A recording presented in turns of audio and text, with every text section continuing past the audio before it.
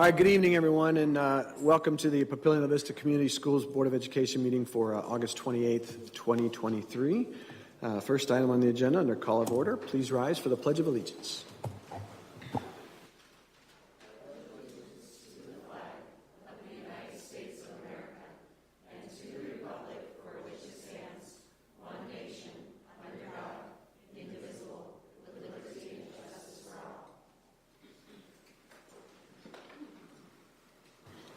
All right, thank you very much. Roll call, please. Here. Here. Here. Here. Thank you very much. That finishes up section 1. Please call your attention to the open meetings law, which is posted at the entrance to the room. Appreciate that. And getting into section 2, communications, recognition. Dr. Rickley. Thank you very much, Mr. Bailey, members of the board, and for our members of the community that have joined us here live. Thank you for joining your Board of Education, and for those that are watching on YouTube, thank you for engaging with your board virtually. For those of you that are regular board watchers, you know that at least once a month during the school year, sometimes more frequently, we try to bring attention to either students or staff members, or in this case, an entire program that has brought some type of statewide, or in some cases, national recognition to their program. We have a rather unique program here at Papillion La Vista Community Schools that we're very proud of. We have the program administrators, Dr. Voisin and Dr. Post. I'll get to that in just a little bit. But a little bit more about Project Search and why we're providing some recognition this evening. There are National Project Search Employment Outcome Awards. You can see some of our students and some of our staff there. The Project Search work site is actually located at the Embassy Suites in La Vista, a facility that most of us are very familiar with. The Embassy Suites have been terrific partners in working with our staff and our students, and frankly, creating some job opportunities for our students. The Project Search Employment Outcome Awards recognize program sites that have achieved 70 to 100% competitive employment after graduation from Search for all participants in a given year. The Papillion La Vista Community Schools Project Search was one of five sites in the state of Nebraska, so it's very exclusive, that received this recognition. In 2023, program sites from 39 states and 5 foreign countries were recognized for hitting that 70 to 100% benchmark. This award was formally recognized at the National Project Search Conference of July 11th of this past year. Not only are they providing some outstanding work opportunities for our kids, but they're making a difference in their lives and their family lives. And all of us get the great fortune at the end of the year of attending a whole bunch of different senior send-offs and graduation ceremonies. The board knows exactly what I'm talking about when I remind our community that that's about as heart-rendering ceremony as there is, to see those kids who've accomplished so very much in spite of their challenges, and their families who are just invariably beaming with pride. This is just a really special program. It's a small program, as you can see. It's a limited number of students, typically 10 to 12 per year, but it is making a huge impact on our students' lives, their families' lives, and our community. Dr. Voisin, Dr. Post, please come down and be recognized by your Board of Education. I believe you brought one of your staff along with you. Please come on down and be recognized by your Board of Education.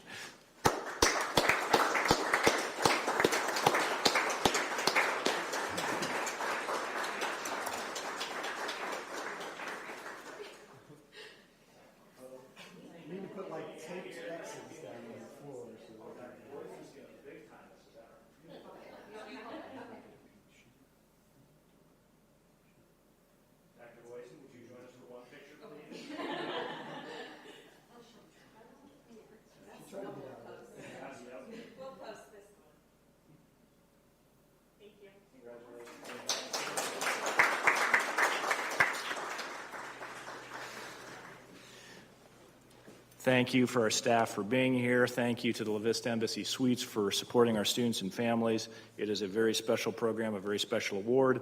And with that, I would conclude our recognition for this evening. All right, thank you very much. Next up, Military Advisory, Colonel Patrick Kolesiak. How are you, sir? Thank you very much. Great, glad to have you. Evening, Colonel. Hey, good evening. Once again, thank you very much for the opportunity to speak here tonight. I have 4 items that I'd like to bring up. The first is, last time I was here, I mentioned that we had a PCS hold that was affecting some of our families that were coming in and some of our families that were departing. That hold has been lifted. We just have a couple of families that we still have that are going to be coming in, or a couple that are still going to be a little bit later to depart than what we had hoped. And I greatly appreciate the patience that you and your teachers have shown on our families, as unfortunately they're kind of caught up and just being able to move when the military says it's time for us to move. So again, just want to thank you very much for that. Second, had an amazing air show this last weekend. So hopefully everybody got the chance to go out there that was looking forward to it. Great event, especially for our young students to get an opportunity to see what the Air Force does and what we can get out of aviation. So opportunity for a STEM booth there as well for a number of the younger kids to go through. And I saw a number of families that were going through there. So we will be looking to have one here this next year, hosted at Offutt, about the same time in August next summer. So really looking forward to the opportunity to be able to open the base and to let the community and our students on, again, see a little bit of what we do and get them interested in aerospace going forward. The third item is just a small item that we have going on in the base for many of our young children that we have, trying to understand what a deployment is for their mother or father who might be taking off. One of the things that we do every year is a mock deployment line for our young students, and an opportunity for them on the 23rd of September just to kind of see what it looks like as mom and dad get ready to go and head off for anywhere from a couple of months to up to a year abroad. So the process that we have to get them out of the door and kind of ready to go and take off, chance for them to kind of see how that works. And then lastly, I know we have a number of members of the school board community here and the school community that are retirees from the base. We do have a retiree appreciation day as well on the 14th of October coming up here. So for a number of, like I say, a number of teachers that we have, I know are retirees, and again, a lot of other members that work here for the school, just an opportunity for them to come back to the base and our opportunity to thank them for their service and continued support of the military. So that's all I have, pending any questions from the board here. All right, seeing none, thank you once again. Really appreciate it. Thank you, Colonel. I do believe, oh, please, Val, did you? I think your offer will apply to at least one sitting member of this As a board. retiree, I'll head over there on the 13th. Thanks. Colonel Bailey, I'm sure, will be there. And I have to tell you, I had meetings in Lincoln, so I was driving down the interstate, and I was seeing some rather interesting contrails in the sky. And, of course, as I got closer to Lincoln, I saw the second best aerial demonstration team in the United States Arsenal, and that is Blue Angels. The best, of course, Colonel Bailey, would be the Thunderbirds, which goes without saying. As the grandson of an Air Force pilot, I think I can say that. So, and anyway, thank you for your service, Colonel. Always a pleasure hearing from you. Appreciate it. Thank you once again. Sir. Appreciate it. Have a good evening. All right, next up on the agenda is public comment for items not on the agenda. Just a couple quick reminders that each individual, once I call your name, come on up and state your name and address, and then you'll have 3 minutes to speak. As always, about 2 minutes and 15 seconds, the first beep will go off, and then after that, you'll hear the 3-minute beep if you get that far. Do ask, like I said, everybody, please maintain the decorum that I've spoken about over the past month or so as people are speaking. I appreciate that. And with that being said, we'll call up, let's make sure I got the right pile. I do. We'll call up Elena Wilson.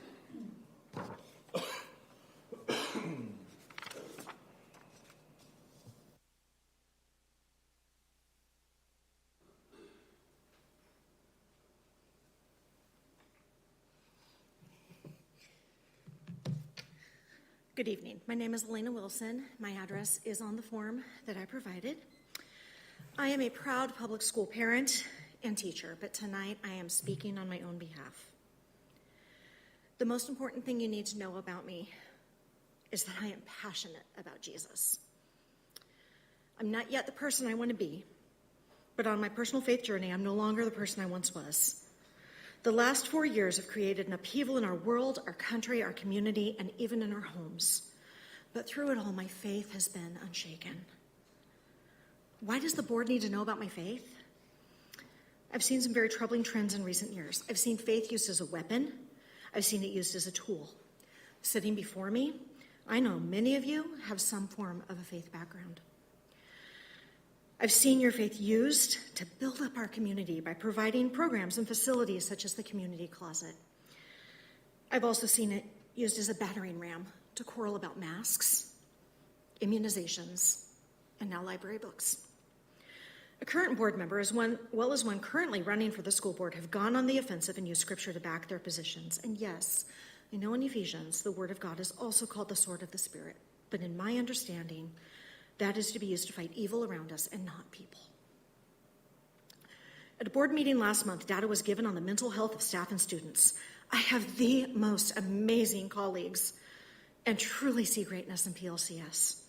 But we're facing a new world since the global pandemic, and we are weary. A board member was quite concerned and asked how she could help boost the mental health of our staff. A good start would be to stop calling us groomers and accusing us of indoctrination. Inappropriate material in our schools, I can see how that is considered evil, and I can see why you are passionately opposed to it. I get it. Those are not books I want in the hands of my children. But this fight has become personal. When a school board candidate is doxing members of the public because they disagree with her, that is not faith. I've seen the false tears.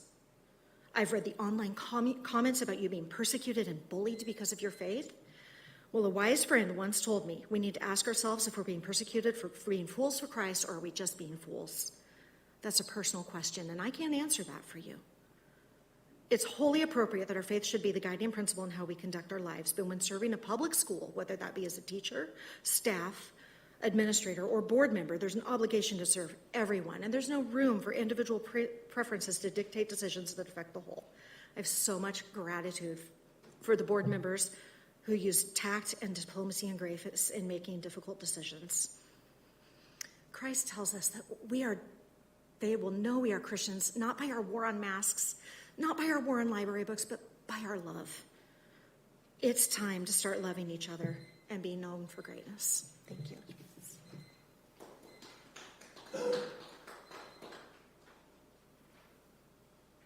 All right, thank you. Next up, Aaron Jones.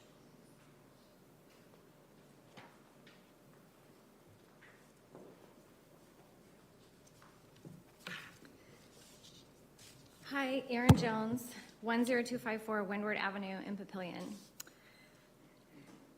Long-time observer, first-time speaker. Unfortunately, 3 minutes isn't long enough to introduce myself, so I'm going to get straight to my point. This year is my 9th as a PLCS parent, and while nowhere is perfect, I'd like to use this time to give you some examples of how my kids and family have been supported over the years. Alicia Denos came to my daughter's very first figure skating competition on a Sunday morning, drove to every single student's house to bring supplies for virtual school, and then again to bring kindergarten graduation gifts. Cami Moran taught both my kids' first grade, is currently at the top of my daughter's ranking of all her teachers. She invited my son to come read to her class, his sister's class, each day, a memory my kids get to share forever. Lynn Cush, my son's Reach for Success mentor from 2nd through 6th grade. She's come to see him play baseball, and when COVID sent us home, she brought him an end-of-the-year lunch, runza, that they ate together on opposite sides of our deck. Dan Kauk came to Rumsey when my oldest, with a life-threatening food allergy, was starting 1st grade. He listened, took me seriously, showed us empathy, and made a lot of progress in making school safer for my son. He's taken pies to the face, been duct taped to the wall, and even kissed a frog when the school met its fundraising goals. Emily Lytle-Smith. We met Emily when she was a first-year teacher, and she welcomed my son to her class mid-year after he had a lot of issues in his previous classroom. She spent time getting to know him one-on-one, and every single behavior issue resolved. She was quite literally an answer to this family's prayers. At the end of the year, I framed the starfish story for her. If you're unfamiliar, please Google it. She absolutely made a difference to that one and will forever have a special place in my heart. Lori Hara-Hill took my daughter under her wing when she switched elementary schools last year. When some classmates were making inappropriate comments and gestures, which, by the way, I can promise you they didn't get from books, she handled it and then took my daughter aside and told her that good friends will never make her feel uncomfortable. What a profound moment. Those are words I will remember and repeat to her as she continues to grow. And I don't want to leave out Kylie Benson, director of Kids Club at Rumsey, also came to that very first skating competition. She's amazing, and I cannot sing her praises enough. It's obvious she loves the kids and her job, and her program there is phenomenal. So as you can see, my kids have had their teacher's support inside and outside of the classroom. After spending the last several months watching and listening to chronic complainers, many of whom don't even have skin in this game, I want to make sure you know that while at the moment they may be the loudest, they are not the majority. Thank you for all you do to love on our kids.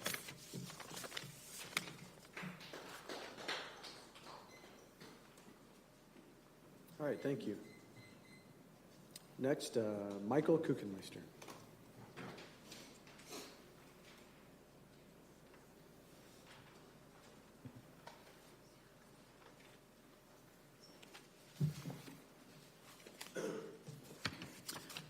Michael Kuchenmeister. My address is on the form. I'll start out by congratulating Dr. Rickley for being recognized as the Nebraska Superintendent of the Year. Personally, I've been feeling very encouraged by your words more recently as we've witnessed this district continue to face a politicized assault on books, some communities, teaching, empathy, and public education in general. It made me very proud to see an email of you backing our educators, including our amazing librarians and curriculum staff, and expressing your confidence in their ability and professionalism as a whole to make trustworthy decisions.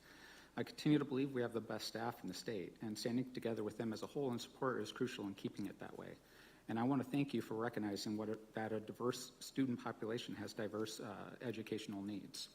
It reflects well on our district, and to add to that, to our board, congratulations on your Board of Excellence Award.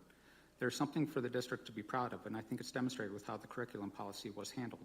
Thank you for taking considerable time, care, and effort in fully understanding the books and curriculum issue. I appreciated the transparent and in-depth discussion on the policy and the interest you've shown in ensuring the policy is clearly defined and understood. And I know many others feel the same way. In this state, we've been hearing a lot about the importance of so-called parental rights, whatever actual meanings are loaded behind that phrase.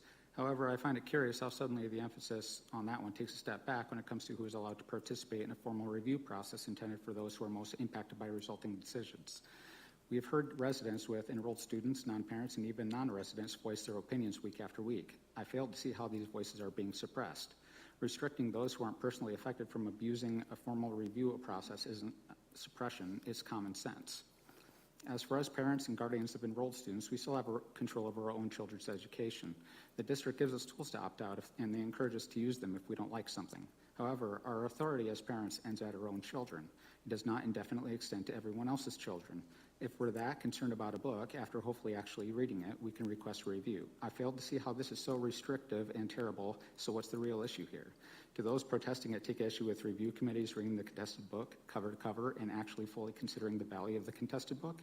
Being more fully informed before coming to a thoughtful decision is simply showing responsibility. The issue is not with the current rights of parents. It's clear we already have a large amount of control over our own children's education. I think some people simply want the ability to parent everyone else's kids as well. The excuse is, well, if you want your kids to be reading that book, buy them the book and make it available yourselves. So I'm supposed to never let my kids explore books that interest them on their own? I'll have conversations and possibly monitor things if I feel the need to, but I'm not going to tell my kids what does and doesn't interest them, nor am I going to demonize an entire profession because I'm unwilling to have difficult conversations with my children. A small minority of extremists think it's more reasonable for everyone else to build entire libraries on their own than it is to simply mind their own business. That's not reasonable and it makes no sense. Let teachers teach, let other kids read, leave trans kids be. It's a public school. It's supposed to be for everyone. It should be a welcoming place for families of all types. Thank you.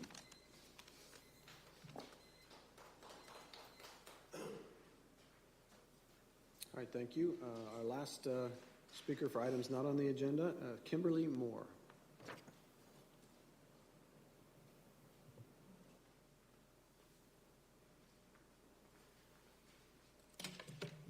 Hi, Kim Moore, La Vista resident. I wanted to take a couple moments today to talk about the amazing things that the Papillion La Vista Community Schools Foundation does. For those that don't know, as I'm sure many of you do know, but many of the audience do not, the Papillion La Vista Community Schools Foundation is there to create and enhance educational opportunities for PLCS students that otherwise wouldn't be possible, and also to create a future where the circumstances of PLCS students and families are improved. All of the programs that they run are done by community donations, donations from worldwide from alumni of Papillion La Vista schools, and individual donations as well, and fundraisers. The programs that they do that enrich our children's lives are 6th grade outdoor education, middle school tutoring, college jumpstart dual enrollment courses, Reach for Success, career academies, Cooperation Best, para-conferences, 4th grade Pioneer Days, post-prom, Graduate Safe, PLV Media Academy, Career Fair. They offer more than $1 million in scholarships to PLCS grads in over 30 scholarships. They also have a student emergency fund and the community closet. I love that I live in a community in which so many are invested in every child getting a quality education, and not because of any government mandate, but out of pure American civic mindedness and an awareness that a quality, well-rounded education is the foundation to a strong and healthy democracy. Thank you.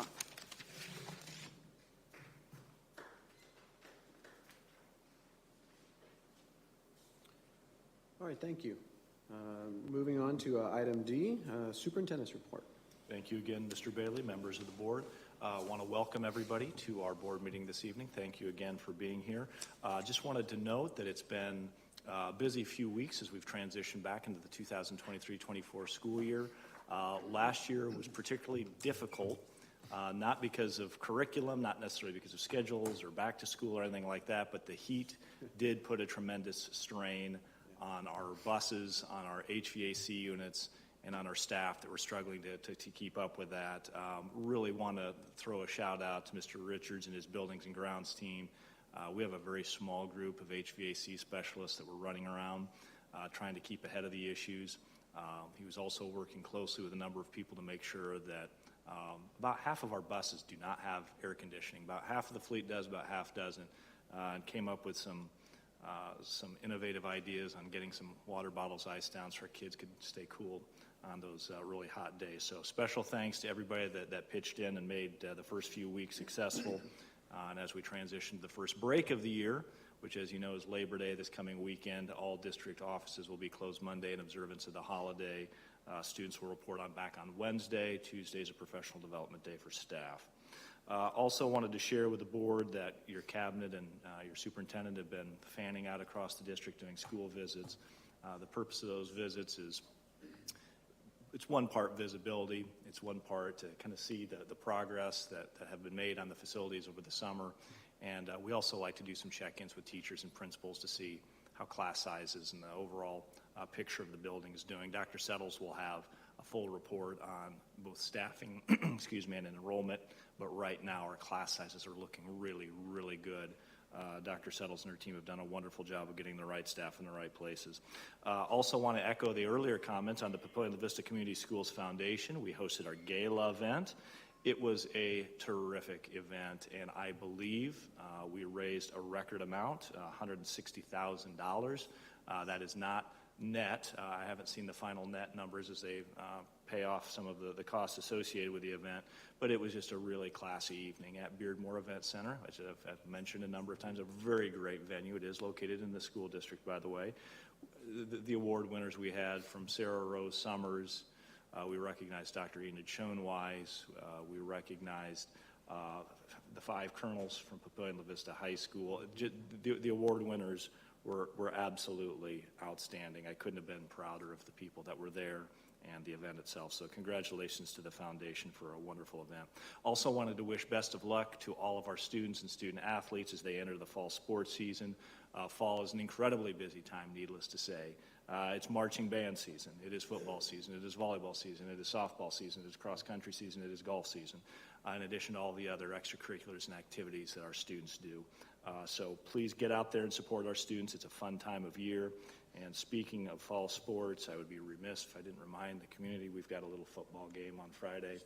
Just a small one. We've got 2 undefeated teams. The Monarchs have played really well. They went on the road and beat a top 5 Millard North team.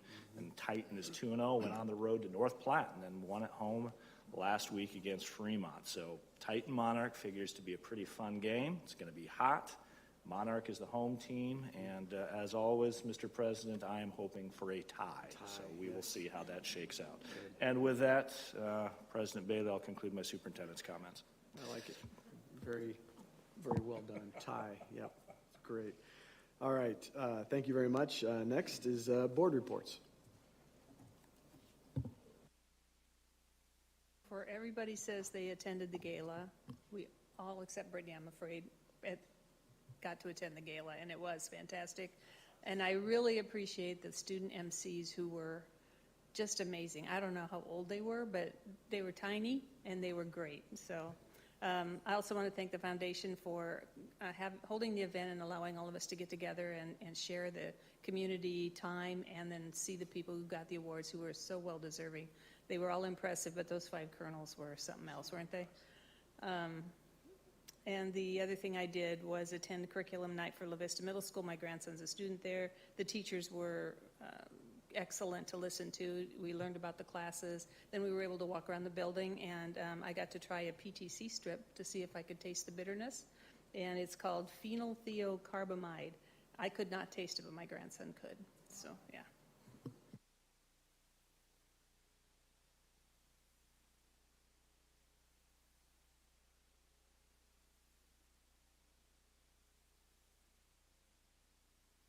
Just because it was broadcasted that I didn't go.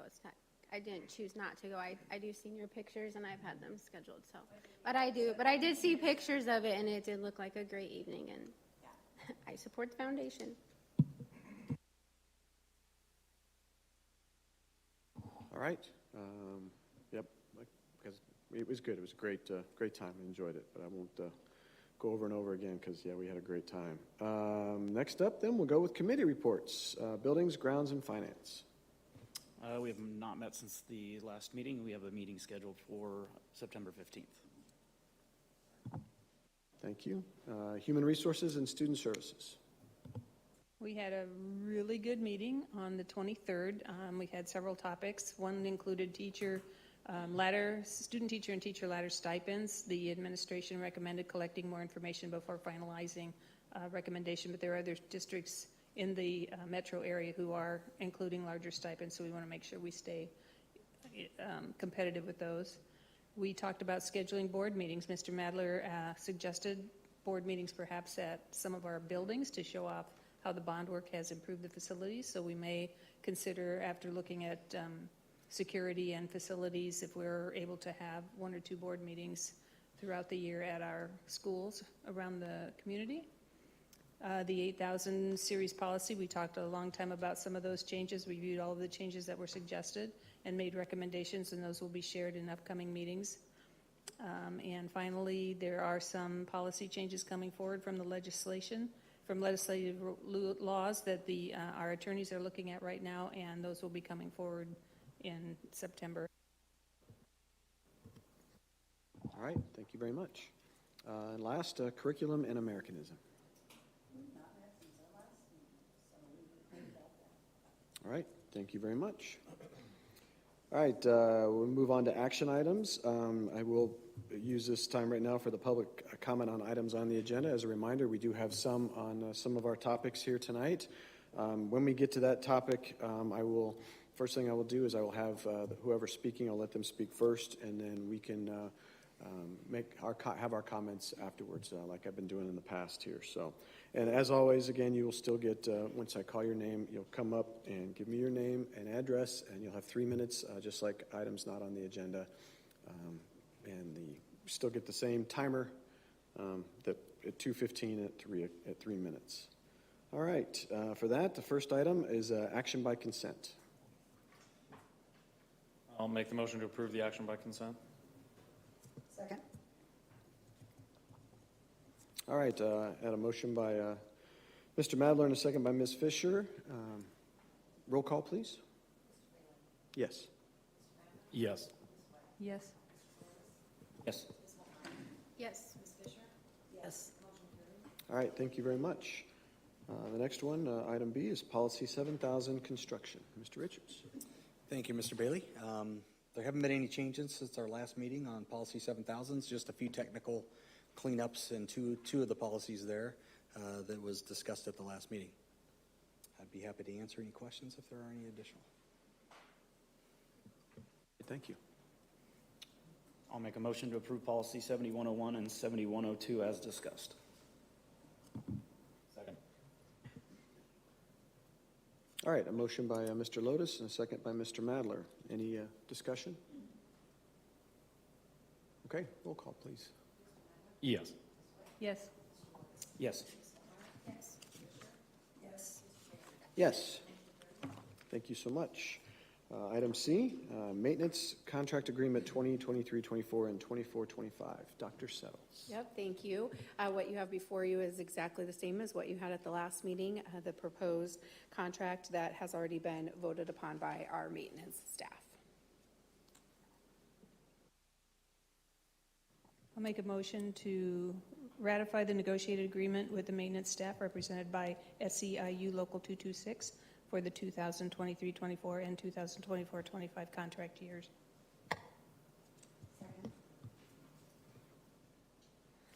All right, thank you. I had a motion by Ms. Witt and a second by Ms. Fisher. Any discussion, any comments on that by the board? All right, roll call, please. Yes. Yes. Yes. Yes. All right, thank you very much. Next will be Dr. Settles again as we talk about the custodial contract agreement for 23-24 and 24-25. Yep, likewise, and I guess I could have mentioned the only changes on those are that the draft has been removed for your consideration on that, but the custodial agreement has been ratified by the membership, and you'll see it presented there the same as you had at the previous meeting. I'll move to ratify the negotiated agreement with the custodial staff represented by SEIU Local 226 for 2023-24 and 2024-25 contract years. Second. All right, thank you. A motion by Mr. Madler and a second by Ms. Fisher. Any discussion on this item by the board? I just want to say, again, appreciate all the effort that goes into this, because there's a lot of work that goes into addressing all the concerns or just getting everything right with changes and things. And it is so nice to see that we continue to have very successful negotiations. And I believe that we do a very nice job as a district to make sure that our staff are taken care of, and that's in large part due to our HR department working so hard to do that. So thank you for the work that goes into this. All right, thank you. Then I'll have a roll call, please. Yes. Yes. Yes. Yes. All right, thank you very much. All right, we're moving to item E, issuance not to exceed 25 million general obligation bonds for 2023 election. Mr. Richards. Thank you again, Mr. Bailey.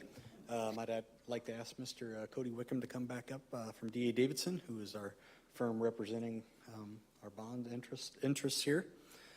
Tonight, we talked about at the last meeting, issuing the first 25 million general obligation bonds from the 2023 election. And we're both here to answer any questions that you might have since the last meeting. And if you have any comments that you want to share before we get started. Sure. Yeah. Thank you, Cody Wickham, D.A. Davidson, 450 Regency Parkway, bond underwriter for the district. We went over most of the details 2 weeks ago as far as how the financing is structured and what we're projecting for interest rates.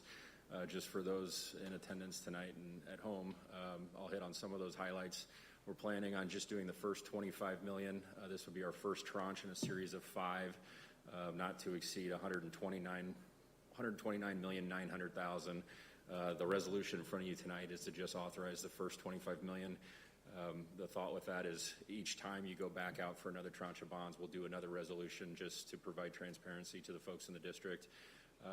The good news, as was mentioned a couple weeks ago, is the way we're phasing in these bonds over the next 5 years, you'll fit well within what you had told the public through the campaigning process, that this would not raise their bond levy. In fact, due to the higher than expected valuation increase, you're actually going to be lowering your bond levy from 23 cents down to 19.99. So that's good news, and this series of bonds will fit within that, and all subsequent series that we have slotted out. We had our call with the rating agency, Moody's, on Friday, Mr. Richards and I. Mr. Richards did a great job of painting a picture of the district and the financials and how everything's looking for this first issuance. That still has to go to committee, which is happening this week, and we expect to have the rating back on Thursday. The analyst that was involved, and it's not her final determination, but one of the comments that she made was she did not see anything that would put downward pressure on the district's rating, so we expect to receive that strong AA2, very high investment grade rating. So once we have that in hand on Thursday, the thought as far as timing is to hold off next week with the holiday being on Monday. We wanted to basically have a full week of everyone back so we have a good audience when we go out and sell these bonds. Thank you, Cody. Any big changes over the last couple of weeks as far as potential rates? We did see a little uptick in the muni market, anywhere between 8 to 11 basis points over the last week. Today it was actually down a little bit, so we've just kind of seen some peaks and valleys. From 2 weeks ago, not a big change from where we were at. We'll see what the next 2 weeks bring. There is another Fed meeting at the end of September that we'll be out ahead of, so I wouldn't expect any major swings unless you saw some global news that would impact that. Thanks. Bless you. All right. Any other comments? I'll make a motion to approve the attached resolution in an amount not to exceed $25 million of general obligation school building bonds to facilitate the beginning schedule for the 2023 bond projects as presented. Second. All right, I have a motion by Mr. Lotus and a second by Mr. Madler. Any final comments or discussion? All right, roll call, please. Yes. Yes. Yes. Yes. Yes. Okay. Yep. All right, thank you. Yeah, thanks for the reminder. We'll make sure we get everybody's things. Cody, thank you very much. Thank you, Cody. Appreciate you being here. Thanks, Cody. Appreciate your support. Have a good night. Appreciate it.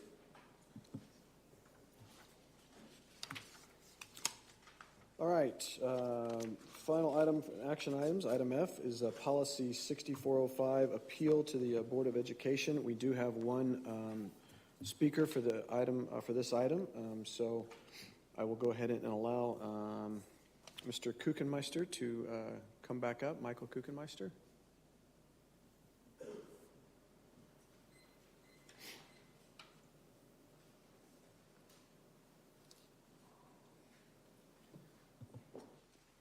Michael Kuchenmeister at La Vista, address is on the form. I just wanted to read an excerpt, or a couple excerpts that are found near the end of this book in support of it. So he starts out, let's see here, just a little bit here. I must say that it was challenging to write a young adult memoir, especially because I didn't even know that was a thing. I should also say that writing a memoir, only being 33 years of age, seemed a little narcissistic at first, but knowing the legacy of the book isn't about me removes nearly all those feelings. It's for you. There were no books for me to read in order to understand what I was going through as a kid. There were no heroes or icons to look up to and emulate. There were no roadmaps or guidelines for the journey, and again, because I know there wasn't and still isn't as much out there, I made it my original goal to get this right. In working on this book, I brought to life a lot of stories involving a Black family dynamic that isn't often talked about, a family that is queer-affirming while still learning about and navigating difficult spaces. I released the deepest and darkest things about my past in the hopes that someone might see a reflection of themselves in the words and know that they are not alone, that they too can grow and thrive, and so that they may not make the many missteps I took along the road. But the most valuable thing I hope this book will teach others, as it has taught me, is that there is always a solution, that sometimes some things just end the way they end, that some processes are always going to be an ongoing thing, that the 5-year-old me wasn't the 15-year-old me, wasn't the 25-year-old me, and won't be the future me, that there are some things that I just don't have an answer to. But I have my story, the story that has now been told, so if nothing else, we now have a start. And then the very last sentence, I think, speaks a lot. Whether this book is a bestseller or a flop, if one person is helped by my story, then it was all worth it. Thank you. All right, thank you. And I'll turn this over to Ms. Siri. All right. Good evening, Board of Education. So as I summarized there in the background of your board packet, tonight we are bringing to you the final appeal for the book that was started for the review process, on May 24th with the committee. Patron of the community filled out a reconsideration form, and at that point we formed a committee at the end of May, and that committee consisted of parents from both high schools, certified staff members, principal, parents from both high schools, as well as a director from the curriculum, instruction, and assessment team that led the process. That process took clear through the end of June 23rd, in which the decision that was reached by the committee was that the book would remain on the shelf. They answered 3 questions as part of that process. The first one was, in its entirety, is there value for PLCS students? And the second question was, do they feel that the book fits the community? And the third question was, do they feel that it's appropriate for the grade level that has access to it? That decision was communicated to the patron, and at that time, the patron appealed it as outlined in Board Policy 6405 to the next level, which was Dr. Rickley. At that time, Dr. Rickley then independently read the book as well, and also reviewed the information from the committee's findings, and he then wrote his own summary and communicated to the patron his decision, which was to uphold the decision of the committee. From that point, the patron then appealed it a final time to you as the Board of Education, in which the subcommittee met and discussed what that should look like, as well as reviewed the materials provided by the committee and Dr. Rickley to see if the policy 6405 had been upheld in the process. And so you will see there tonight that there is a recommendation from the American Civics and Curriculum Subcommittee based on this appeal for the book All Boys Aren't Blue by Greg Johnson. All right, thank you very much. I'd like to make a motion to accept the American Civics and Curriculum Board of Education Subcommittee's recommendation to uphold the decision of the committee and the subsequent decision of PLCS Superintendent Andrew Rickley that the book remain in the PLCS high school collection. Second. I'd like to share a little bit of perspective to the rest of my board members on how I feel about this. I believe people should have a choice about what they'd like to read or what they choose not to read. And I believe that each individual parent has the right to decide for their children what they should also have the right to read or maybe not to read. We may not always like the content of a book in its entirety, and I do believe a book should be read in its entirety before making that summation. But you may not like that content or maybe not like all of it, and that's a choice for you yourself to make and for you to make for your family. But I do not support the right of an individual to make decisions for other individuals and their families. So I believe that we've set up a good process that needs to be supported. We had a wide range of people sitting on this committee, some that would say probably that there were parts of the book that maybe they didn't like, and parts of the book they thought were very good, but overall they felt the book in its entirety had value to add for students at the right level. So once they made the decision, I felt very strongly that this book had been vetted the way it should be, giving its time, and I believe that this is the right decision to allow individuals to make the decision for themselves and for their students, and not to have a individual or a small group of individuals decide for everybody else what is right or what is wrong. And that's my reason for supporting this decision and stating that I believe it's the right one. Ms. Fisher, I think everything you said was very well said, and I would completely stand behind it. So, thanks.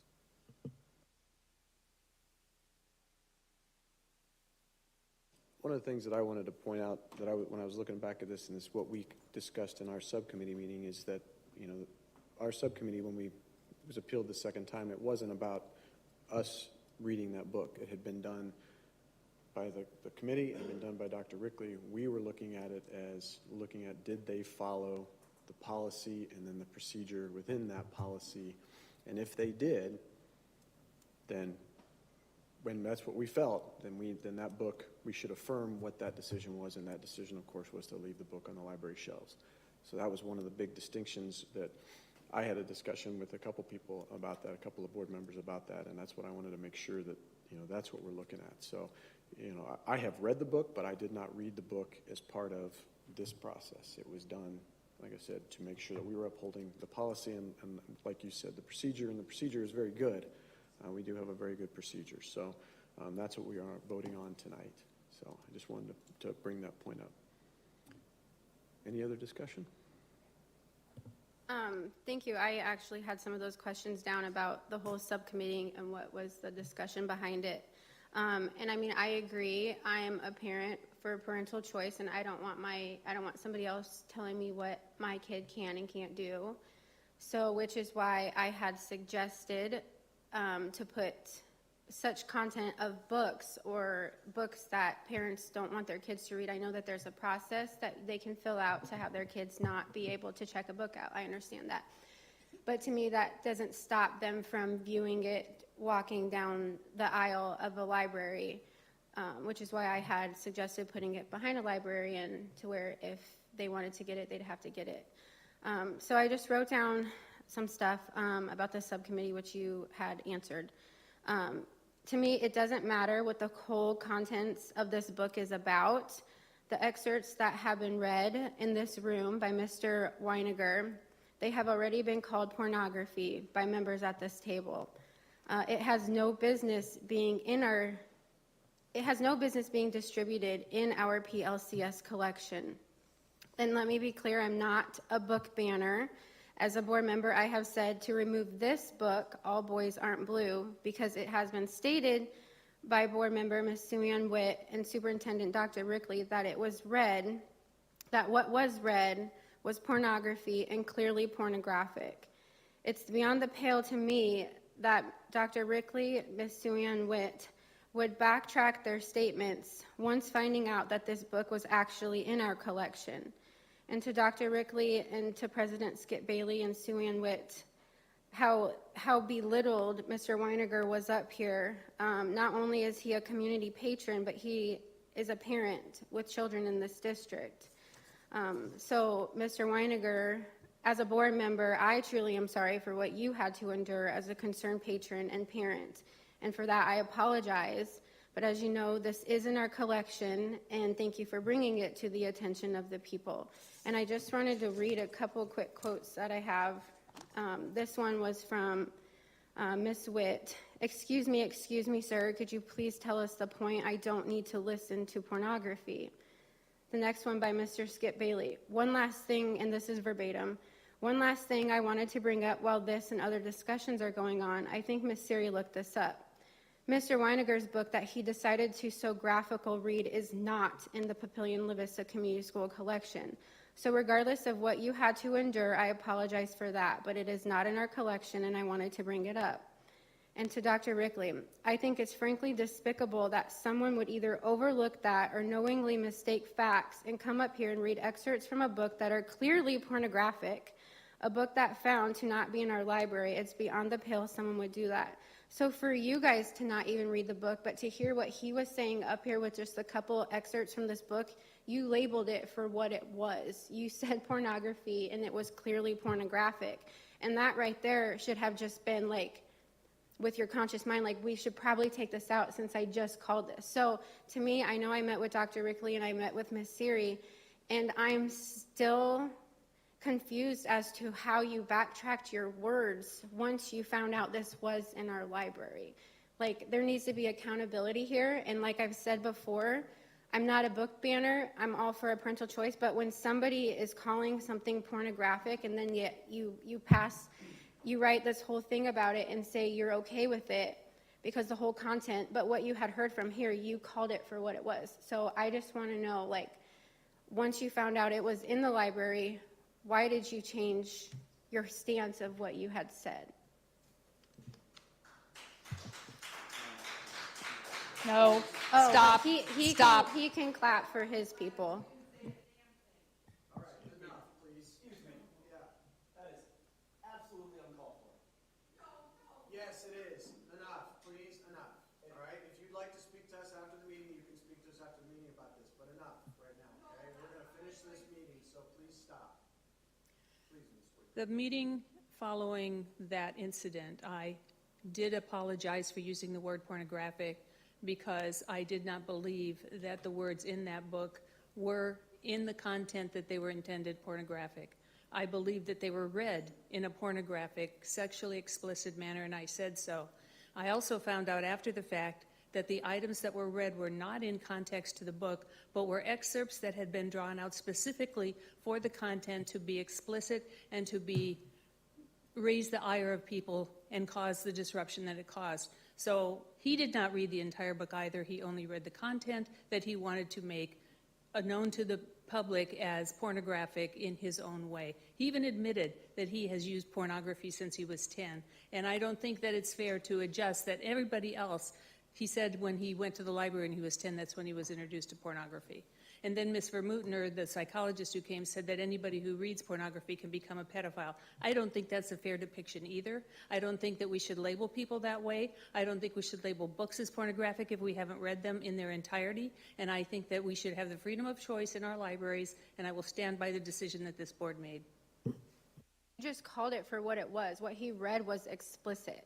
I said he picked excerpts out that were explicit. He did not read them in the context. It comes straight from the book. From pulled out That's not sections true. that were not in context. Yes, it Little is. tiny Actually, sections throughout It's that book. in It the is book not. from what he It is just in the read. book, but it is not all the way like I in mean- your book looks that you put all this all in one. It's from multiple pages, from little, and they're just a sentence here or there, or so, from a 200-page plus book. I So it's not, understand that. And that's what I just said. I don't care what the whole content was, because from what he came up here and just read, and if you think this is funny talking about pornography to kids, that's disgusting. Mr. No, I think President, it's I'd funny like to call that for you the don't vote. care about the content of the whole No, book. I which do. is I what have you the book, just and said. I've read the book.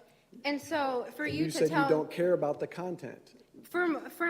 I don't care about the whole content, because what he had just come up here and read the last time, they called it pornographic, and clearly pornographic and pornography. Okay. A superintendent of the year, like, look behind you, be known for greatness. Like, this is not great So, once Ms. you have Witt, somebody I would like to calling this address pornography that. and you're still allowing it in the And library. I think there's a couple of important distinctions, and I think our community needs to know this.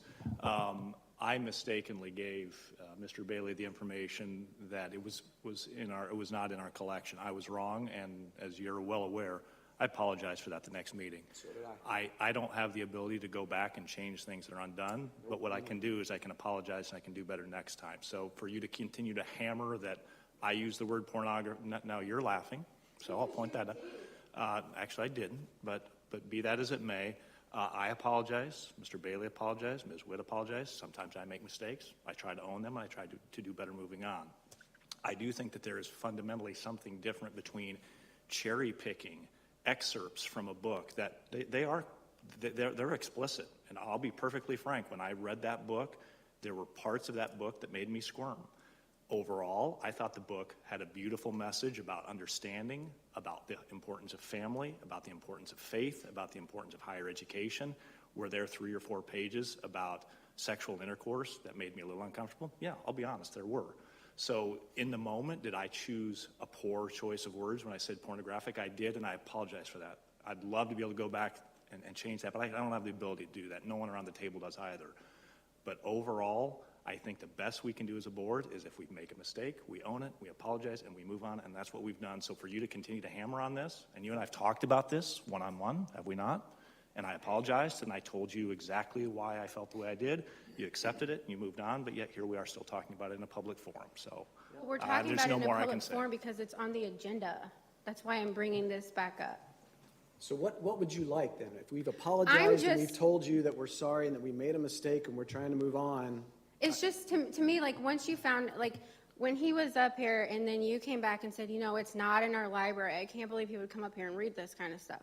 And then, and I get that, but now that you know it is in our library, it's like a story changes. And I just wanted to make everybody aware that I am not for this. I obviously am voting no for it because I don't support that. I don't support giving kids pornography or pornographic content because that's what it was. Then don't let your kids check it out. But we had a consensus from a team of parents, teachers, administrators, read the book, who all agreed that it had value. The superintendent read it. He agreed it had value. We reviewed the process as a subcommittee, agreed that it has value, and therefore, Mr. President, I think we should call for the vote. I just want to make one quick statement.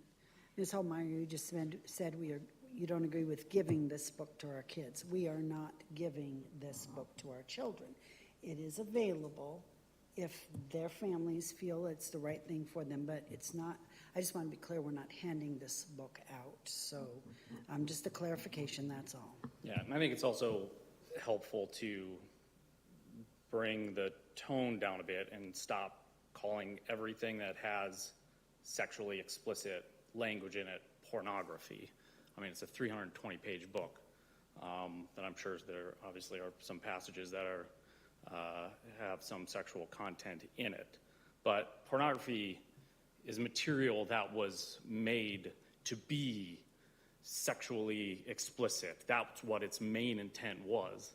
And I don't think this 320-page book, from all the review that we've seen from everyone that's reviewed it in its entirety, that they've agreed that in its full, with all the context around it, it is not pornography. That there's a difference between passages that are sexually explicit and a piece of work that is pornographic. They're just not the same thing.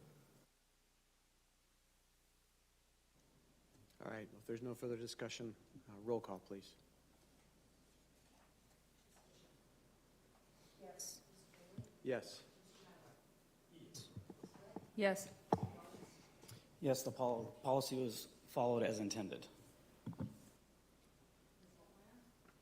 No. All right, thank you very much.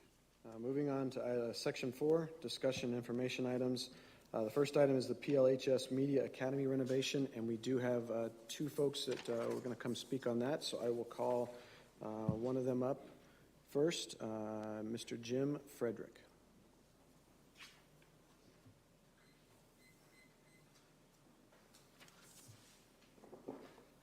All right. Good evening. My name is Jim Frederick, 9020 Granville Parkway, La Vista, Nebraska. Ever since my time as a student here in the district, it was the dream of one of my most influential teachers to have a district media academy and a top-of-the-line in-school studio. With the support of the district, the school's foundation, and the instruction, passion, and dedication of Mrs. Becky Hoke, the PLV Media Academy has been enriching students for years. I've witnessed just a small portion of this work, pride, and passion in this program has provided the students in the past as an announcer for Papillion Vista South football and basketball. Now, I have two students in their second year of the program, and I can say PLV Media Academy is an absolute gem, and its instructor is one of the best educators I've ever been around. My girls will tell you PLV Media isn't just a class, it's a family. Last year, it didn't matter if they were freshmen. All the students were welcoming and willing to help them learn. Students and their instructor put in endless amounts of time throughout the year to help promote student activities and athletics at both PLCS high schools. The academy not only teaches media skills, but my kids and their peers also develop skills in multitasking, organization, communication, professionalism, research, speech, math. I could go on and on. Learning not only takes place during the school year, but also during the summer. My girls communicated with Monarch and Titan coaches, scheduling times to review their team video projects with them. They storyboarded, researched music, and communicated with local television news stations, Nebraska Public Media, and the United States Olympics to ask for video footage for one of their upcoming projects. One of my daughters was able to use her art skills to create a special logo to use during the streams. My other daughter was able to secure an internship as a freshman with the athletic department at the University of Nebraska at Omaha. Because of the skills and professionalism she has learned through PLV Media, she has exceeded expectations, and UNO has inquired about taking on other students from PLV Media. In the fall, my wife and I, we really don't see our girls on Fridays until about 10 p.m. or after, because going to school all day and then putting in the time to stream the events happening at the district stadium on Friday nights. But I'll tell you, it's all worth it. And even with the time they devote to this great academy, my girls are outstanding students who excel in the classroom, in the marching and concert band, on the track and field team, and in the art room. Thanks to the district, Meta, and the Schools Foundation for helping to make the dream of getting a state-of-the-art studio for PLV Media reality. It will be a game changer for both high schools and for the students in this academy. Mrs. Becky Hoke is an educator students remember forever, whose positive impact leaves a lasting impression that helps them succeed in life. As a board, I ask that as this program continues to grow, to please learn more about PLV Media and see how you can make a difference, provide support, and help Mrs. Hoke and this program continue to be the leader it is in our state. Thank you very much. All right, thank you very much. I'd like to point out, Mr. Bailey, that individual, Ms. Hoke, is in attendance. It's a little bit out of order, I suppose, but thank you for your leadership and the outstanding work you do, Ms. Hoke. And I'll call up Mackenzie Frederick.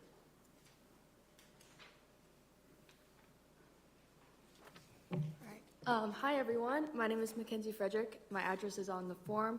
I'm a sophomore at PLCS, and I'll be telling my story of the Media Academy. Media is so much more than just an academy. For myself and 28 other students across both high schools, it's a home, a family, and most of all, a place where people discover who they are. I've had the great privilege of growing up in the Papillion La Vista community with loving parents who also went to school and worked in the district. As I got older, they took me and my twin sister Maggie to multiple high school events. We attended the Monarch Titan football game, the Color of Hope basketball game, and the musical Beauty and the Beast. I adored every minute I was in the high school. I couldn't help but feel a sense of pride and belonging. My favorite events to go to were always the football games. When my dad was a Titan announcer from 2003 to 2015, we got to go up in the booth with him every so often. I didn't realize it then, but in my own high school career, I'd be spending a lot of time up there.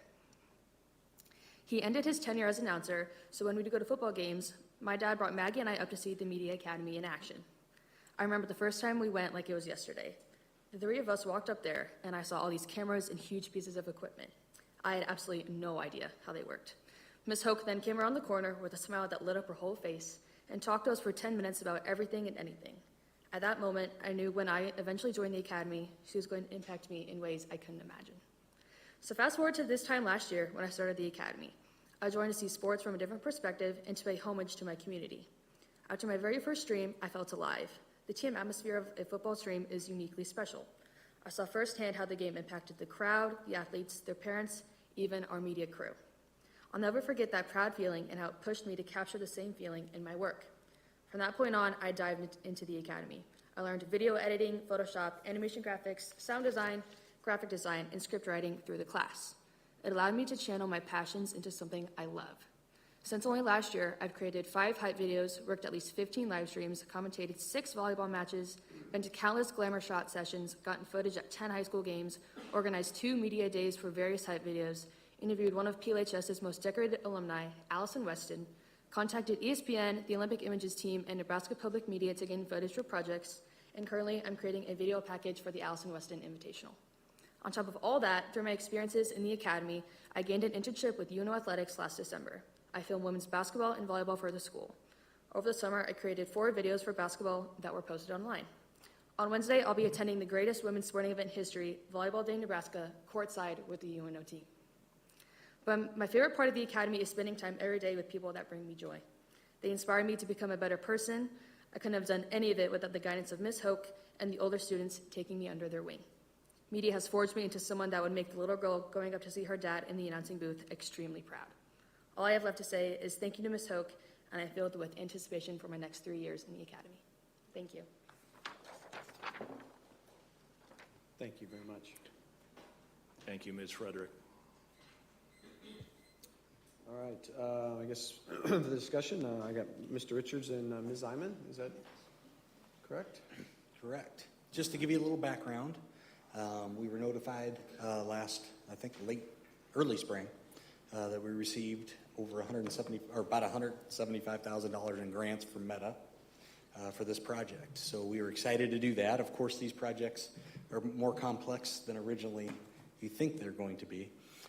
So we got our architects involved from BCDM to start putting a process to work together to try to gather this vision. And Greg Steeran's here from BCDM tonight. Of course, you know Ms. Iman is part of that vision as well. And they're here to kind of share that with you tonight. We're taking it through the district process.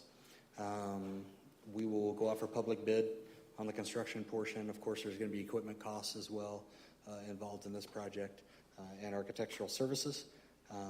It's probably going to be a little bit more than the $175,000. I'll be transparent and upfront, but as a district, we really want to support this from the Special Building Fund. Any excess costs, it shouldn't be much more than that, but just to make sure we're being transparent upfront on the projects. Absolutely. This is a really exciting project to be able to be a part of. To kind of see the firsthand accounts of that tonight is great to see. So we're really taking a kind of general classroom at PLB High, kind of have the general floor plan there. As you enter in from the north, that blue classroom on the west side of the school is really the general classroom that we're transforming into the Media Academy. So zooming into that so you can actually tell what's going on. We're kind of subdividing that space. The vestibule as you come in is really just as a sound acoustic buffer from the corridor. We then have a control booth, production room, and voiceover booth. And meeting with district staff and program personnel, kind of coming up with this vision here. On the left side is a ceiling plan. So really, those 3 smaller rooms are just your typical kind of drop-in ceiling, but there is an exposed ceiling with kind of the structure is a sprayed acoustic material, and then an exposed pipe grid to provide flexibility and hanging equipment, et cetera, for the needs of the room. We're also kind of putting new walls and insulation around the perimeter of the room to kind of sound isolate this all with acoustic wall panels as well. And then there is a existing mechanical unit above the ceiling there that will move out to the corridor to avoid any of that noise as well. So kind of all in the vision of making this as acoustically great space as it can be for the production value. I want to just add a little bit of background history. Mr. Frederick almost stole my thunder. I was thinking this morning, I think this vision for this project probably goes back nearly 30 years, at least 25 plus years. We had a journalism teacher at the high school who I met with on a weekly basis, and we talked about how we were going to get this project going and partner with the communications department as well as the high school journalism department to make this a reality. And after we tragically lost her in a car accident, it kind of got put on a back burner. And then Becky Hope came around, and she has taken this program to an unreal level without a studio. And it's the one piece that is missing in really putting this all together. Dr. Rickley and I have talked several times about just our role in video from the communications department and some of the things we can do with more Facebook Lives and more parent engagement and some of those types of things. And so as Becky and I talked, like, this was a perfect project. She deserves all the credit for writing the grant and getting the funding for this and really providing the vision to BCDM on what needs to be included. A couple things I just want to point out. The portrait backdrop, which was totally Becky's vision, We can now do our board portraits there. We don't have to hire an outside photographer. I mean, it's just it's going to be an amazing setting. Facebook Live, there's a full green screen. Instead of us taking a sheet and holding it up in our office and trying to use it as a green screen, we'll actually have a green screen for production. But I think the most important part that I am most excited about is having this opportunity for the students. And you heard Mackenzie talk about that. It's going to be it already is an amazing program. This studio is just going to take it to the next level. And we're super excited about that. Questions? I don't know if I have any questions, except that I know this isn't big enough yet. I know that it has to get bigger, because I long decades ago worked at Omaha Public Schools in their telecommunications department. They have a public radio station, they have a television studio, they have they have everything, and so I learned how to run the radio station as an employee, not as a student. And I learned how to truck a big old camera around, which I know they don't do anymore, but there's not just recording something, there's editing, there's teleprompters, there's CGI, there's all kinds of things that go into media that's not just running a camera or audio recording. There's a lot to it. It's a huge career opportunity for our kids, and I think this is fabulous. It's just got to get bigger, in my opinion. I just want to say that one of the things about our academies is they provide an opportunity for students to learn about things that might really interest them and create a career down the road. But it also helps them to find out that that may not be the best thing for them, even though they enjoyed it and it was a good experience. But the academy structure is set up to give students opportunities, and there's no doubt that this particular academy is providing outstanding opportunity for students, as Mackenzie was very eloquent in sharing with us, as well as her dad. But I think the thing that strikes me the most is, as with our academies, and particularly this one, this would not be where it is today without dedicated, engaged teachers and support staff. So from the bottom of my heart, I want to say thank you to people who truly want our students to have opportunities, to have the opportunity not just to experience something, but to really maybe jumpstart a career or maybe find a different pathway for themselves. This is innovative, it's pushing students, it's everything we hope for in an academy. So thank you for everything that everybody has done to have that happen. And now to have this wonderful opportunity to grow it, it's pretty exciting. Yeah, I love these opportunities for the students. As you said, they're great.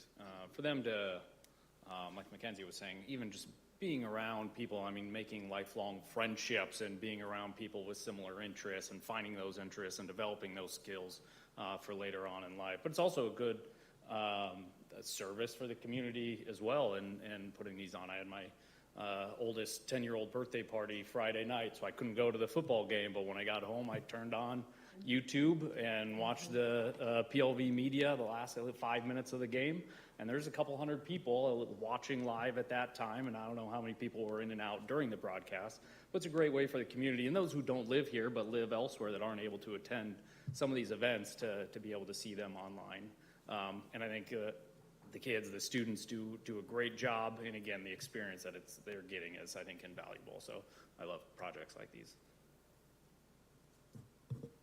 Yeah, I was at the foundation meeting when Becky presented all of this as well, and she did a phenomenal job. Just listening to her, which obviously she's got two big fans up here that were trumpeting her. But I sat next to Jill Frederick, may or may not know her.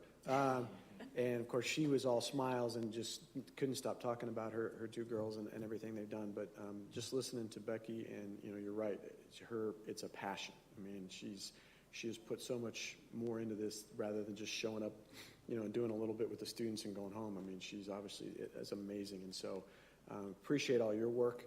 I just can't say enough. Like I said, I'm a huge fan of the academies. Everything that the people who work in those academies do, but something like this, I think, is just going to be, I think, is a huge game changer, and look forward to it. So Mackenzie, I guess you'll probably, I don't know if you'll see it completed. You'll definitely have to come back and help afterwards, right? So, all right. And I won't tell the people from UNO that you're wearing Creighton tonight, by the way. So. All right. Thank you. Thanks, Greg.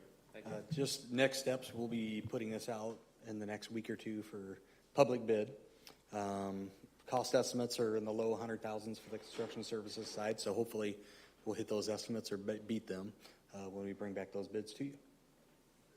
Sorry, Mr. What's the time frame? When are you guys hoping that this would all be done? Yeah, we're hoping. I mean, construction's tough to hope anymore, but timeline-wise, we originally wanted to have this program up and ready in January. We're going to be cutting it close. Okay. All right, thank you very much. Second, or B, I'm sorry, under discussion information items is the 2023-24 budget parameters. Mr. Richards? Okay, and that'll bring you over the clicker, and I'll be ready to roll here. Just wanted to give you some general budget parameter info tonight. We'll have our budget hearing September 11th at 6 p.m. to give you more details, but wanted to kind of give you the overview of what I'm seeing here. Once we got our certified valuation in August 20th, that kind of sets the tone for the rest of the budget there. So preliminary valuation increase of 12%, 12 to 13 in that area. State aid decreases. $3,237,328, less than 22-23. That always happens when we have valuation go up. State aid does go down. That's a decrease of 10%. What's different this year is the Nebraska legislature, with Governor Pillen's leadership, has brought more money into public schools here, which is a really good thing. It's been lacking for a long time. I know the School Boards Association has talked to the state about this for many years, trying to get the state to pay more and not be so reliant on property taxes. So you'll hear that theme tonight a little bit.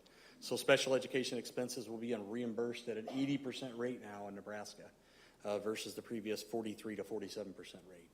Okay. Allowable budget authority, I'm going to come back to that here. Allowable budget authority for us will be up 3% this year. You normally get 2.5% base. Every district in the state across Nebraska gets a 2.5% allowable budget authority increase every year. You can go up higher than that based on special education costs, state grants, federal grants. So that can take it up above there and increased enrollment. So we're sitting about 3%, and I'll get into the details of that, why we went up 3% here in a minute too. Property tax request, we're going to request, with your permission, of course, I would recommend that we request $80,818,181. That does include the 1% county assessor fee for tax collections. This is up 2.74% from last year's amount. The district is estimating $144 million in total revenues and expenditures in 23-24. So we really, at this point, with our cash reserve where it's at, feel comfortable hovering at that 21% cash reserve, that we really want to try to hit the sweet spot with our revenue and expenses being relatively close. You know, when you're talking about $144 million, it's hard to get it exactly both on the revenue and expenses side, but we'd really try to do that. Other info includes additional staffing and salary increases as approved by the board. We have technology sustainability continue to be built in with that transfer to the depreciation fund. Really, we've taken our technology cycles all through the depreciation fund now. So when we transfer $1 million from general fund to depreciation each year, we have that separate depreciation fund budget, and that pays for most of our cycles for students and staff for the one-to-one program within the district, and sometimes some other things within the technology world that we need as well. ESSER 3 is still around with the federal level, so our federal spending will continue to be higher. We do have 2 new federal grants that we've applied for that we should hear about here in September that will contribute to higher than normal federal spending levels, which is good because we are actually getting the money in. We just have to have the authority to spend it. Tax levy information, this is probably the best news that we Nebraska schools have heard in a very long time as far as property tax holders. It's not a great permanent fix by any means, because we're kind of back in the same boat next year as we've been in the past. It's a 1-year fix, and we won't go back to the $1.26, 28, 29s, but we'll be hovering right around that $1.14 for a while until they continue to have discussions on how to fix the TIOSA formula a little bit better to where districts with higher valuation increases don't get robbed on that side of the state aid and have to continue to keep their property taxes higher. So that's one thing we've always talked about fighting, and down to the legislature each year. It's been one of our topics of conversations with senators since I've been here. And I think there's some movement down in Lincoln to continue to try to look at that. So I'm excited about that. Interrupt, but while you have this up, do you feel fairly confident? There's no way that I would think we'd go back up as high as we are, but do you feel fairly confident that we've got just this little bit of space? We may see it go up a little bit or stay fairly static? Yeah, I think what you're going to see is what we've done since 1819 there with our property tax levy. So it's just a new baseline now at 114.97. Hopefully we can continue to drop that a penny, each year like we've done back then. But we're going kind of back to that cycle from the $1.14 new foundation level, if that makes any sense. Yeah, no, it does make sense. Yeah. So this additional special ed money that's coming in, the legislature made it very clear they'd like to see school districts across the state drop their levy in response. That's the way they can get that third stool, so to speak, in public school funding.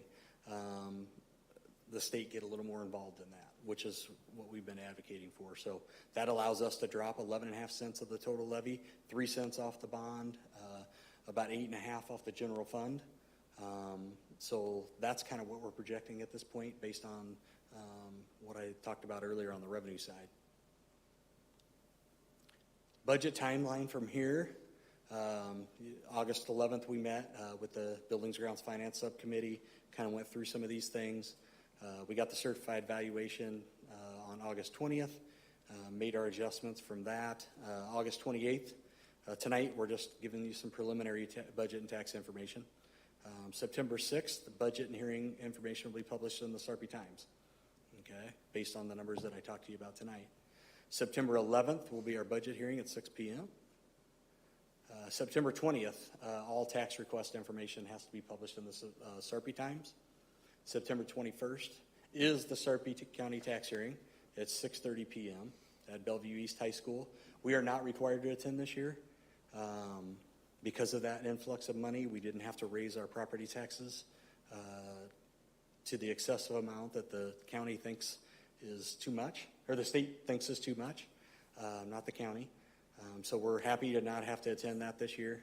We'll probably be back next year because we're going to have the state aid dropped underneath us and have to keep the property taxes higher unless they get a fix in the legislature over the next year. September 25th is a tax hearing here in the district level at 6 p.m. and we'll adopt the budget that night or recommend adopting the budget that night. September 26th, submit budget to the Nebraska Department of Education, the county clerk, and the state auditor.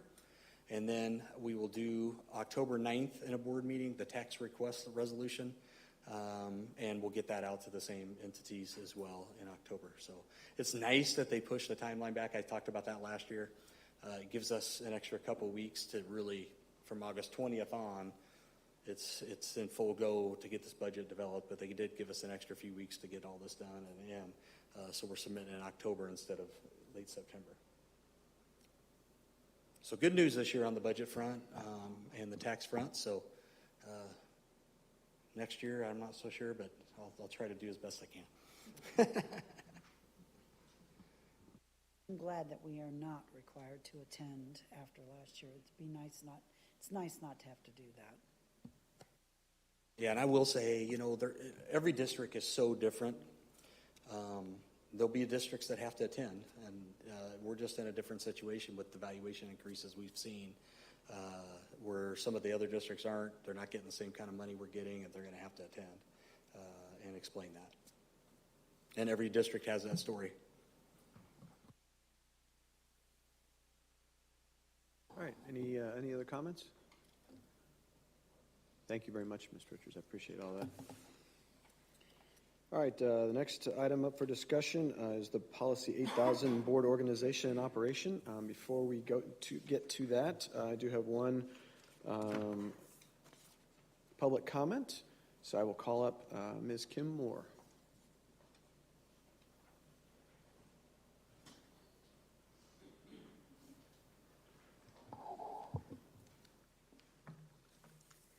I just wanted to take a few moments to express my support of items 1 and 2 of Policy 8100. I think... I'm sorry, can I get your name and address? Oh, sorry. I apologize, Kim Moore, City of La Vista. That's my fault. Sorry about that. So I just wanted, like I said, to take a few moments to express my support of items 1 and 2 of Policy 8100. I believe that these items are integral to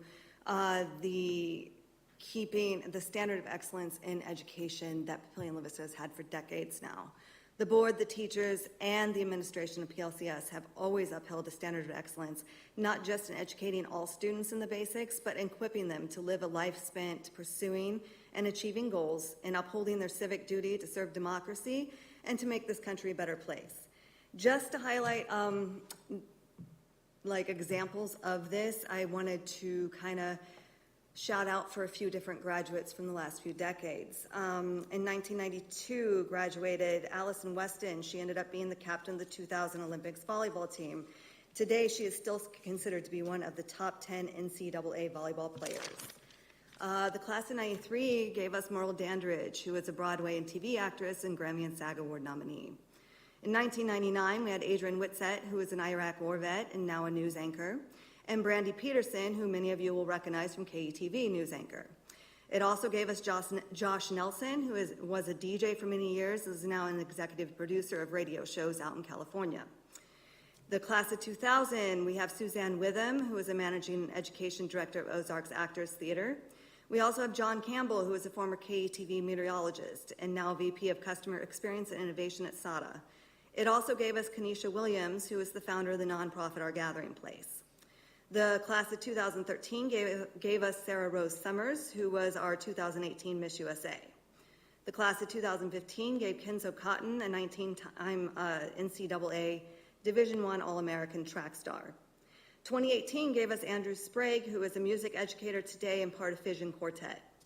We have had multiple officers in the armed forces, including but not limited to the class of 75, Colonel Donald Kelly, the class of 76, Lieutenant General Frank Kisner, the class of 81, Colonel Anthony Dean, the class of 84, Brigadier General Peter Gersten, the class of 89, Colonels Ryan Rogers, Ronald Hoy, David Haskell, James Howard, and Michael McClung, and the class of 06, Lieutenant Jennifer Melandra.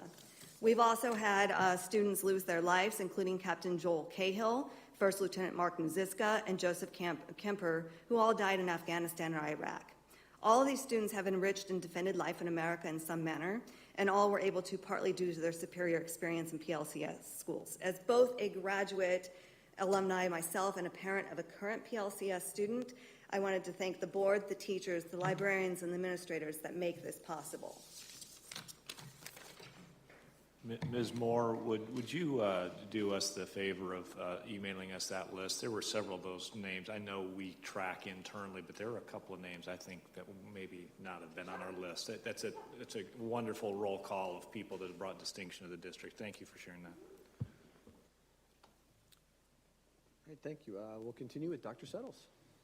All right, thank you. Yes, the Policy 8000s have been up for review, and you have before you a quick summary of those listed on that front page, and then throughout the packet you'll see those highlighted as there's been changes along with the summary of what the change, what the reason is behind the change. So for that first one, 8100, we did do some heavy lifting in subcommittee on this last year, but we had made some notes throughout the year of different things that we've noticed as some redundancies. So that takes care of one of those pieces that is redundant.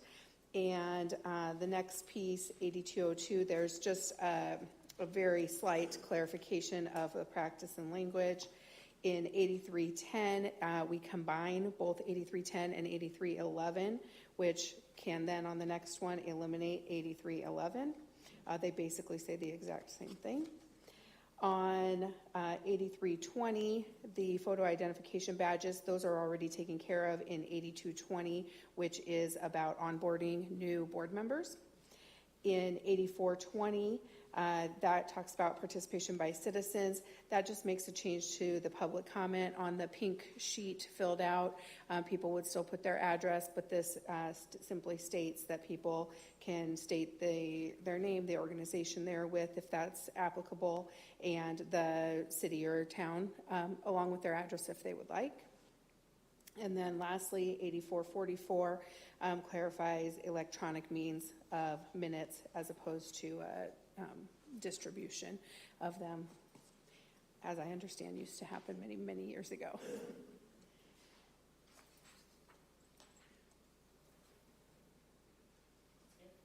Yeah, looks good. I appreciate all those changes. Any discussion, any comments about it? Anyone else? Yeah, I just have one thing. One, thanks for sitting down. I think we spent another hour on these policies, really going through them, and I think this will be a lot cleaner. On the 8420, on the slight change to the public comment stating of the address, I know we need I think state statute having the address on the pink sheets on the form, keeping that, but we've moved away from people saying their address when they're coming up.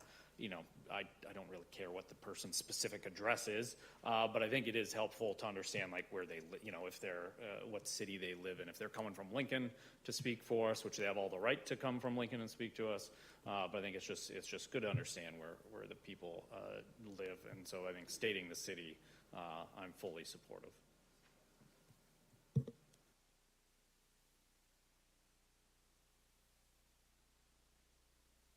All right. No further comments. Thank you very much, Dr. Settles. I appreciate it.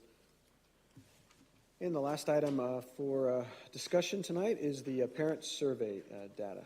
Ms. Iman.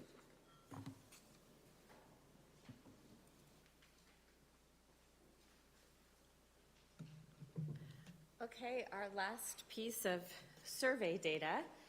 If you'll remember, I presented the staff data a couple meetings ago, so this is the parent side of that.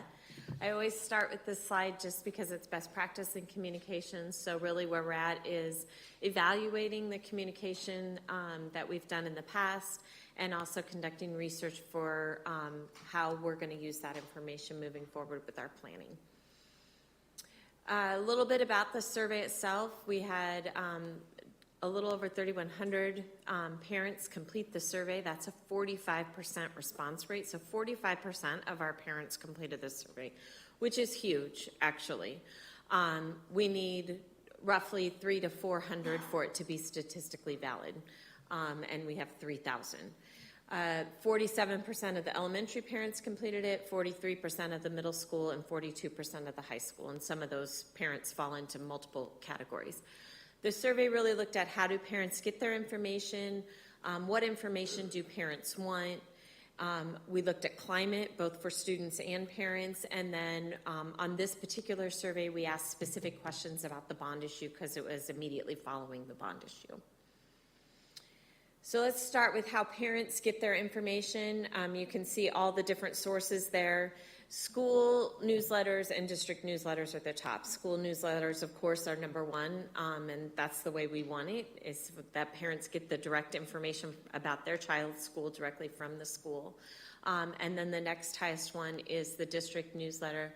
I do think it's important to point out that that bottom line that looks kind of orange there on the screen is local media. And a lot of times we get flustered about news stories and what's happening in the media, but what we found from research, not just in our district, but across the nation, is that the media really doesn't influence people's opinions about our schools. It just reinforces what opinions parents already have. So, and this survey would prove that as well. We asked about, are they getting the right amount of information about different topics? So we asked about the school district strategic plan, mission, and beliefs, school board actions, legislative actions, and the budget. This is a 3-year comparison. I think the thing that's important here, which is what we really want to see happening, is that we are staying the same or we are increasing. So parents feel like they're more informed or more likely to get the right amount of information this year than they did last year or the year prior. And that's what we would want, is for that trend line to continue to go up like that. Probably my favorite part of this parent survey is to really look at learning and how is communication impacting learning. Just a little bit of a history lesson with our elementary schools. Right around the time of COVID, we stopped doing classroom newsletters, and we started to see a decline in did elementary parents feel that they had the information they needed about reading and about language arts.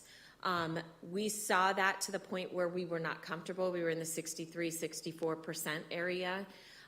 So last year, we implemented classroom newsletters again. As a part of that newsletter, teachers included what students were learning that week, what was coming up the following week, and then how parents could support those methods at home or the learning at home. And you can see those first 2 questions are just elementary. You can see the jump that we saw based on doing that one change in our communication, actually bringing that communication back. And then you can also see, and these are the key things that we know from both local and national research that impact a child's education, what parents want to know about the classroom. They want to know what their child's learning. They want to know about their classroom teacher. They want to know how they can support what the curriculum is, all those sorts of things. You can see that the trend on those other 2 areas, in fact, if I broke out elementary, middle school, and high school, the elementary was at 72%. On both of those last 2 questions, what your child is learning and how parents can support at home academically. So the changes that we put in place last year truly impacted the results that we saw. These are just some more specific questions. Again, I just want to call your attention to that trend line, and that would be true at all 3 levels, elementary, middle school, and high school. We're seeing the trend go in the direction. We saw the trend going the wrong way during COVID, and now we're seeing that trend go back in the direction that we want it to go. This was a question specifically about the classroom and what's important to parents as far as how they get communication. You can see email overwhelmingly, and this is broken down. The lightest color is elementary, then middle school, then high school, and then the dark color is the district number. So you can see how important the email and classroom newsletters, which are kind of interchangeable because the classroom newsletter is emailed, are to the impact of what parents are learning about, what their child is learning about in the classroom. Social media is a vehicle that we allow our teachers to use, but it clearly is not where parents are getting their information about what's going on in the classroom. I think it just reinforces, it's just one more method. Maybe they can put the same message they're putting in the email also included on social media. It's just one more way to communicate to parents. Google Classroom, I will say, it wasn't really designed to be a communication tool. In fact, for parents, all they get is the weekly summary if the teachers turn that on about their child and what their child's learning. But parents seem to really like that weekly summary. In fact, Mr. Bingham and I talked a little bit about, do we need to be doing something different with that, because it is a source that parents like. Climate data for the parents. First, we asked about open communication. Do they feel that they can talk to their child's teacher? Do they feel that they can talk to their child's principal? Both of those are in the 80s. Can they talk to their child's teacher is pushing 90%. That's really positive. And we all know that we would always strive to have 100% satisfaction with every single parent. But that's probably not realistic, and to be pushed in the 90s is really positive for our teachers. Climate for the students, the one thing I would say is that 86% is student discipline. That was a trend that we saw in the survey data, both from a parent perspective as well as from a teacher perspective, is concerns about discipline. And you can see that that's the biggest one, strongly agree, and it's also the one that declined just slightly. The other one I would draw your attention to is that green line that goes through the middle there is 72%. And that's, I believe my child is learning at their max potential, and I happen to know that our CIA department has a focus this year across the district on rigor and increasing rigor, and I think that that is something that our parents are asking for. They want us to make sure that we are pushing students to their max potential. Climate about parents. Our parents treated with respect, we're at 86%. Again, the trend lines are either staying the same or going in the direction that we want them to go. The qualitative data is that we have open-ended questions at the end. This one was really hard because the strengths, staff is always our number one strength. And that's a tribute to people like Mrs. Hoke and the amazing teachers that we have throughout this entire school district. It always, always, always is the number one strength that we see. Generally speaking, other strengths, just quality education. People are generally happy and pleased with the school district, and communication, both at the teacher level as school level and at the district level.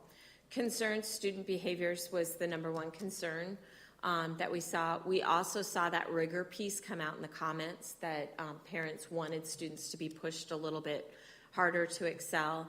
And then specific communication about student achievement of their child and how their child was doing. And I think we'll see that that will be a focus probably at the secondary level, that we'll try to see how can we do a better job of communicating how students are doing. The bond issue questions. First, we asked awareness. I would love to know where those 9% that said they were not aware of the bond issue were hiding. Because we did get some written comments about we maybe over-communicated the bond issue, but we'll take that. So there was about 9% that across all the levels that said they were not necessarily aware of the bond issue, but to be at 91%, we can be pretty pleased with those results. Then we asked how did they get their information and how would they prefer to get information in the future about bond issues. District newsletter was the number one source, which makes sense because we have tried really hard to keep district-related information out of the individual school newsletters, and that's why we do a district newsletter. We did use the school newsletters with the bond issue for some specific communication about things that were happening at that school, which I think is why it's as high as it is. The interesting thing to me was that they would prefer school newsletters versus the district newsletter if you look at the 58 compared to the 61. And then you can see all the different forms of communication. Direct mail isn't nearly as high with our parents because they get those newsletters. The broader community, which we know is about 69% of our voters, don't get those school newsletters because they don't have children in our schools. The one thing that we asked, which is really just a communication tactic, we asked what were the talking points, what was included in the bond issue. And people nailed them almost verbatim if you think back to our communication plans that we presented for the bond issue and said these are our talking points. It's exactly what parents said they got from the bond issue. So that was exactly what we wanted. Improve safety and security, update older facilities, no tax increase, and then growth. We always end the survey with parent perceptions. We ask parents to grade both our communication efforts, which was at an 89%, as well as the district as a whole. What would they give the district on a letter grade? These scores that you're seeing are A-B. The bottom number that you see there that's kind of in the orange, that is, and we take this question directly from the PDK survey that they do across the nation about public schools. And those are the ratings that you get. The 54% that's floating out there, PDK did not do their specific survey during COVID. They did a COVID-related survey, so that's why the 44 is not connected to the 54. Generally speaking, adults across the nation feel better about their public schools according to that PDK survey, which I think is very interesting. you would compare that national ranking of 54%, 68% on that PDK survey are parents rating their school, their child's school, and that was only parents. The 54 is all adults. And so 68% nationally would give their public schools a grade that their children attend, a grade of A or B. And you will see that our parents would give us, 87% of our parents would give us a grade of an A or a B. What are the next steps with this? Really, these survey results drive our communication plan, and that's what we're in the process of right now, finishing. I shared a little bit of that with you at the board retreat. I think one of the key areas that is going to be, we know one of the key areas, we've already launched this, that's going to be a part of our communication plan and a goal for this upcoming year's parent engagement across the district. And just how can we make sure that parents know how much we value and need them engaged in their child's education, and what can we do? And so those 4 bullets there are kind of the 4 buckets that parent engagement falls under, and we're spending time with our principals at our admin meetings going through how can we increase parent engagement in each of those individual buckets, and each of the principals are working on parent engagement along with the rigor, which honestly we see the two very connected. We know that when parents are engaged in their child's education, students do better. And so tying those two goals from curriculum and instruction together is really focused on what our goal is, which is academic achievement for our students. So, and I'm sure we'll come back at a later meeting and share all the different goals that we have in that communication plan, but parent engagement is one of them. Questions?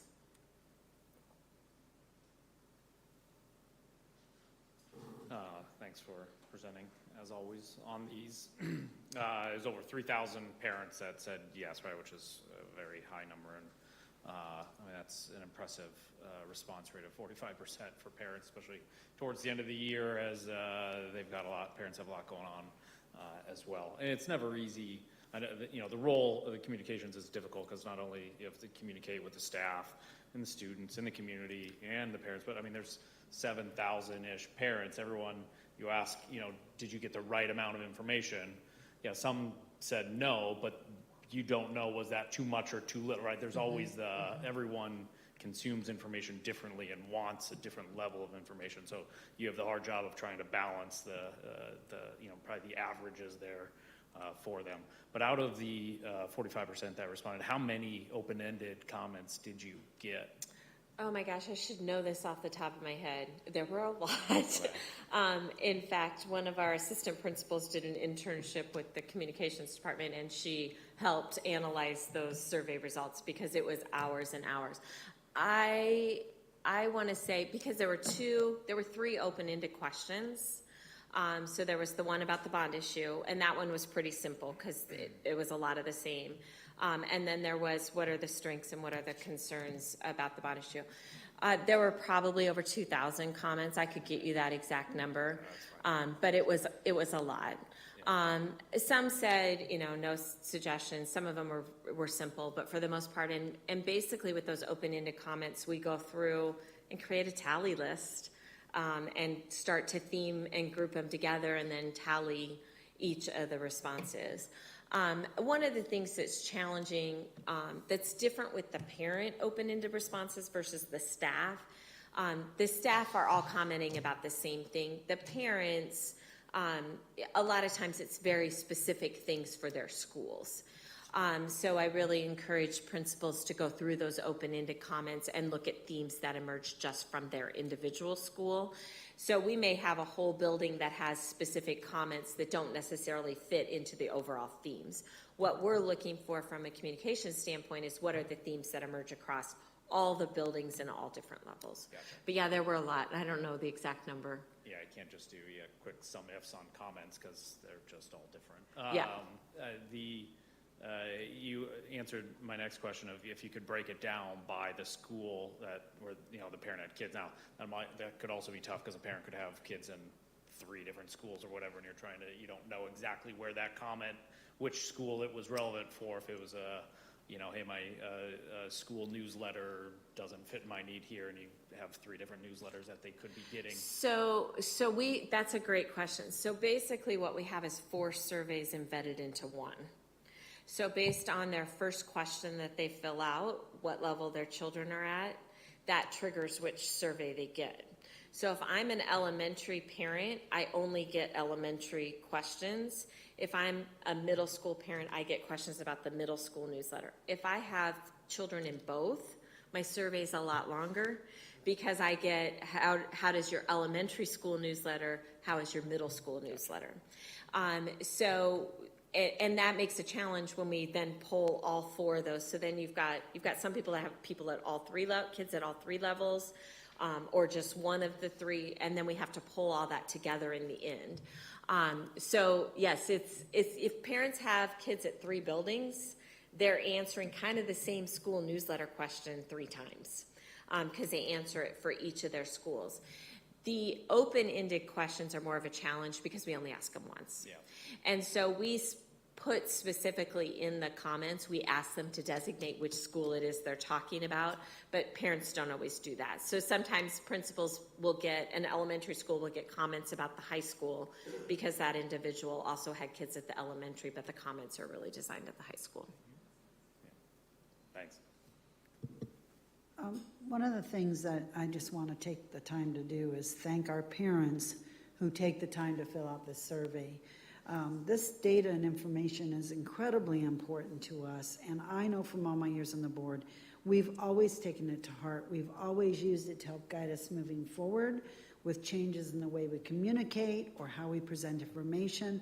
So I just shout out to the parents who take the time because we are all busy.